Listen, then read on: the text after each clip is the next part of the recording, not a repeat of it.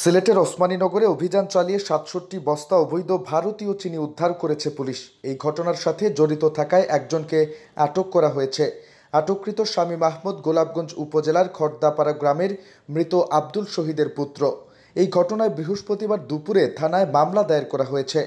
Police সূত্রে জানা গেছে, বৃহস্পতিবার সকাল ১১টার দিকে উপজেলার গ্রামতলা হালিমা ম্যানশনে শামীম আহমদের ভাড়া করা গুদামে অভিযান পরিচালনা করে থানা পুলিশ। অভিযান চলাকালে চোরাচালানের সাথে সম্পৃক্ত কয়েকজন পালিয়ে গেলেও শামীম আহমদকে আটক করে পুলিশ। এ সময় ৩,৩৫,০০০ টাকা মূল্যের ৩,২১৬ কেজি চিনি জব্দ করা হয়েছে। জানা গেছে, সম্প্রতি ভারতীয় চিনি চোরাচালানের নিরাপদ রুট হিসেবে সিলেট ঢাকা মহাসড়ককে বেছে নিয়েছে চোরা কারবারিরা।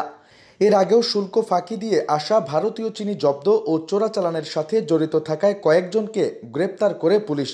ওসমানীনগর থানার অফিসার ইনচার্জ মোহাম্মদ মোনায়েম মিয়া ঘটনার সত্যতা নিশ্চিত করে বলেন, এই ঘটনায় থানায় সংশ্লিষ্ট আইনে মামলা দায়ের করা হয়েছে।